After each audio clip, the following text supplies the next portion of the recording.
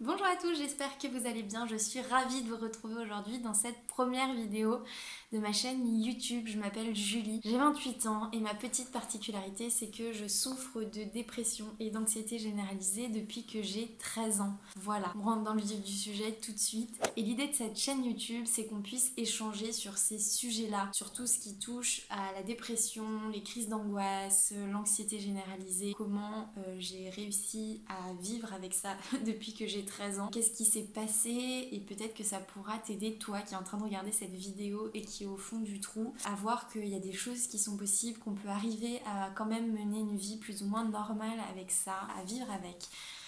Que ça t'aidera peut-être à faire le pas pour aller chez le psy, à te faire accompagner, à te faire aider, te donner aussi moi ce qui a marché pour moi pour essayer de réduire un peu mes angoisses. Et pour rentrer dans le vif du sujet, j'avais envie dans cette première vidéo de te parler de ma première fois chez le psy, parce que moi les psys ça a changé ma vie, c'est à dire que tout a commencé donc quand j'avais 13 ans. J'avais une vie très classique avant, hein, tout allait bien, j'avais des bons résultats à l'école, ça se passait bien avec ma famille, j'avais des amis, j'étais une petite fille très heureuse et tout allait très bien. Et puis comme un cheveu sur la soupe est arrivé lorsque j'étais en cinquième, à peu près un peu du jour au lendemain en fait, ce mal-être, cette vague d'angoisse qui a fait que très rapidement je me suis rendu compte que tout ce que j'aimais faire, je n'arrivais plus à le faire. Je pouvais plus sortir voir mes amis, même si j'avais pas trop le droit à l'époque. J'avais beaucoup de mal à aller à l'école alors que j'adorais l'école. J'arrivais plus à sortir, j'arrivais plus. Enfin, c'était très. J'étais très décontenancée face à ça. Je comprenais absolument pas ce qui était en train de s'arriver.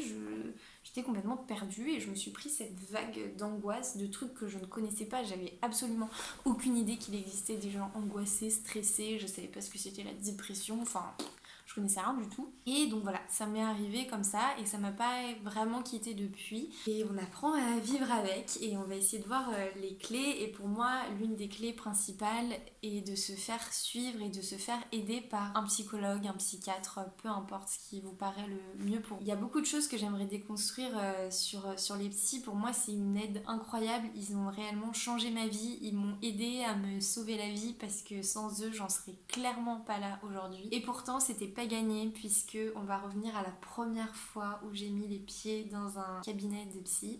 C'était pas du tout voulu à l'époque. Donc j'avais 13 ans, on revient en arrière. Il se passait tout ça depuis quelques mois. Ça avait été très compliqué puisque la première chose qu'on a faite, c'était d'aller chez le médecin généraliste qui a pas du tout... Enfin, ça fera l'objet d'une prochaine vidéo, mais où ça a été un accompagnement catastrophique. Ce qui a retardé beaucoup les choses, et c'est mes parents qui se sont dit mais est-ce que ce serait pas psychologique ce qui est en train de se passer chez Julie. Ils avaient raison. Et ils m'ont dit écoute, tu vas aller chez le psy. Alors moi j'ai dit non. Enfin, parce que j'avais, même si je connaissais pas grand chose à l'époque, pour moi les psys c'était pour les gens malades qui avaient un pet au casque, qui étaient, enfin tu vois, les vrais trucs. Et moi j'étais pas du tout folle. Et donc déjà que je comprenais pas ce qui était en train de se passer, en plus de ça, genre mes parents me disent il faut que tu ailles voir un psy, je me disais mais c'est, enfin je sais, je perds pied, il n'y a rien qui va dans la vie. Et donc en fait mon père, et je l'en remercierai jamais assez, m'a pas laissé le choix. Et il m'a dit en fait tu vas aller faire cette première séance et tu décideras par contre après si tu veux y retourner ou pas, mais tu vas faire cette première séance. Et donc bah j'y suis allée parce que à reculons, parce que j'y suis allée, je l'ai dit absolument à personne parce qu'il était hors de question. Imaginez-vous bien, j'étais en cinquième, de dire que j'allais chez le psy, c'était inenvisageable pour moi. J'étais très honteuse en fait à l'idée d'y aller. C'est comme si j'avais quelque chose qui clochait chez moi, tu vois, que limite si j'avais dit je vais au commissariat ou je vais chez le psy, c'était un peu pareil, tu vois, il y avait vraiment ce côté honteux qu'aujourd'hui je n'ai plus du tout, mais à l'époque c'était vraiment ce qui se passait dans ma tête. C'était très difficile pour moi de me dire que déjà moi je pensais pas en avoir besoin, mais que mes parents pensent que j'avais besoin d'aller chez le psy. Genre, je comprenais pas. Et en fait, j'ai mis les pieds chez elle, donc c'était une dame. Je me suis assise, je me souviens, donc elle avait son bureau, elle était d'un côté du bureau et moi j'étais de l'autre côté. Elle avait l'habitude qu'il y ait des enfants, il y avait plein de crayons, de livres, de jouets, etc. Et en fait, ça a été une libération, cette première séance. Si j'avais un mot à retenir, c'était libération. Parce que je pense que ce qui caractérise beaucoup l'état dans lequel on est quand on a besoin d'aller chez un psy, c'est qu'on se sent très seul. Moi, il m'arrivait tout ça, je comprenais absolument rien de ce qui était en train de se passer, mais rien du tout. C'est-à-dire, je me suis pris un tsunami d'émotions, il se passait des choses que je ne comprenais pas. Je faisais des crises d'angoisse, enfin, j'avais plus envie de rien, j'étais perdue, j'avais l'impression qu'on me croyait pas, que j'étais folle, que... Enfin, voilà, je perdais pied complètement. Tout ce que je pouvais faire avant, je pouvais plus le faire, donc c'était très handicapant aussi.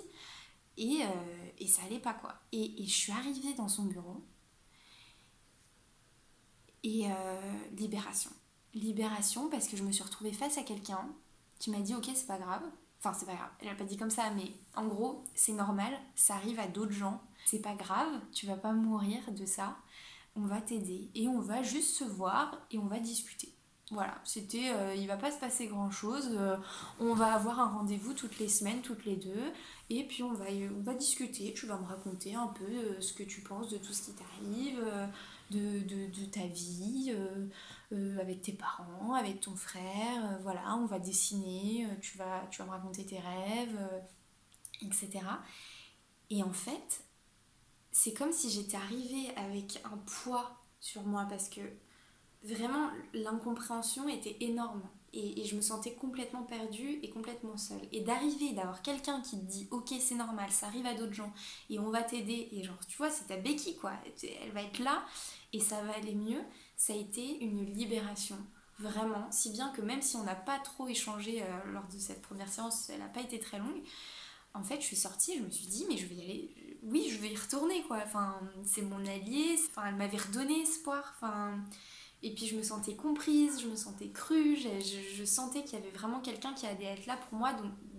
Et c'était son métier en fait, elle savait de quoi elle parlait. Et pour moi ça a été une révélation. Et donc j'ai continué à aller la voir plusieurs fois, donc c'était toujours pareil dans son bureau. On a beaucoup échangé, donc elle écrivait ce que je lui disais.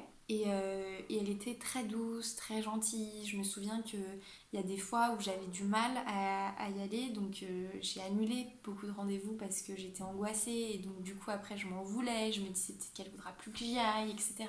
Et elle était toujours là, on me dit, à comprendre en fait. Et c'était dingue d'avoir quelqu'un qui comprenait quand même moi je comprenais pas. Et donc cette première psychologue, alors c'est vrai que c'était très tourné chez l'enfant parce que j'étais très jeune à cette époque-là, mais elle m'a vraiment fait beaucoup de bien. Et si j'avais un conseil à vous donner, c'est déjà de trouver la psychologue ou le psychologue avec qui ça va fitter, c'est-à-dire où tu rentres et tu sens que tu vas te sentir à l'aise avec cette personne-là, sinon il faut pas forcer les choses et il y a tellement de psychologues et de psychiatres qui tu trouveras forcément chaussure à ton pied. Et puis la deuxième chose, c'est de ne pas attendre trop longtemps parce que c'est une telle libération et ça fait tellement du bien que ce serait vraiment dommage de s'en passer et d'attendre avant d'y aller en fait. Et si là aujourd'hui tu te sens pas bien et que tu te sens perdu et que tu as vraiment envie que ça change, tu as envie qu'on t'aide, ou même si tu n'as plus envie du tout mais que tu sens que tu es en train de lâcher l'affaire, vraiment fais-toi aider, ça peut te faire que du bien et il faut arrêter de se sentir illégitime en disant, moi j'ai plein de copines qui m'ont dit non mais attends, moi je vais pas aller chez le psy, il m'est rien arrivé, c'est juste que voilà. Alors je dis pas, ça peut arriver d'avoir des périodes où ça va pas et où t'as pas forcément besoin de te faire accompagner, mais je pense que tu le sens au fond de toi s'il y a un moment où ça déconne et où là t'es arrivé à un stade où tu peux pas t'en sortir toute seule. Et c'est pas un aveu d'échec en fait, ce que j'aimerais vraiment faire passer comme idée c'est, tu vois, demain tu tombes, tu te fais une entorse, bah tu vas chez le kiné et la question elle se pose même pas en fait. Et ce qui est difficile avec le côté psy, c'est que c'est pas tangible, on peut pas le calculer, il n'y a pas des degrés de t'as une entorse sévère, pas sévère, machin et tout, tu vois. Il faut que tu te fasses confiance à toi et si quelqu'un qui se fait une entorse, il se fait soigner, et bah toi, t'as une petite entorse là et t'as besoin d'un coup de pouce. Et ça peut te faire que du bien. Moi, il y a une image que j'utilise pas mal, tu vois, quand t'es dans l'eau, que l'eau elle t'arrive là, que t'arrives plus à respirer, tu sens que ça va pas. C'est genre, il y a un truc, tu manques d'air, tu sais plus, tu commences à paniquer, etc. Et ben pour moi, le psy, c'est la petite marche qui va te permettre de sortir la tête de l'eau, de reprendre ton souffle un peu, tu vois, et d'avoir les idées qui se remettent un peu au clair et de pouvoir ensuite continuer à profiter de ta piscine. Enfin, je sais pas si tu vois ce que je veux dire, mais C'est vraiment une aide, c'est un soutien qui existe, qui est là, c'est leur métier, ils sont payés pour ça. Alors je sais que les psychiatres sont remboursés, les psychologues le sont pas. Il y a peut-être des mutuelles qui le sont. Il y a des travaux. Il y a peut-être des mutuelles qui remboursent des psychologues. J'avoue que je sais pas du tout ce qu'il en est. Je pourrais me renseigner s'il y en a certains d'entre vous qui s'interrogent, parce que c'est un coût vraiment. Moi par exemple, celle que je vois en ce moment, qui est pas la même que celle dont j'ai parlé dans la vidéo, elle est à 70 € la séance, donc c'est énorme quand c'est pas remboursé. Mais je suis sûre qu'il y a des associations près de chez vous, dans votre école, il y a peut-être un psychologue, allez voir l'infirmière scolaire, elle vous redirigera vers quelqu'un. Vous pouvez en parler à vos parents, si vos parents sont pas très ouverts sur la question, il y a forcément un prof peut-être qui pourra vous aider. Et puis si vous êtes plus âgé, que vous êtes plus grand et que vous pouvez prendre en charge ça, c'est un cadeau que vous vous faites à vous-même vraiment. Et si vous êtes parent et que vous voyez votre enfant qui va pas très bien, je pense que le plus important c'est de prendre la décision vite et de l'emmener et de pas forcément lui laisser le choix au début et lui laisser le choix par la suite de continuer ou pas, mais voilà, désacralisons ça, c'est pas grave d'aller chez le psy, ça peut que vous faire du bien. Et enfin voilà, il y a des béquilles qui existent, qui sont là pour nous aider à passer des étapes de notre vie qui sont un peu compliquées. Et ben ils sont là et on va les utiliser.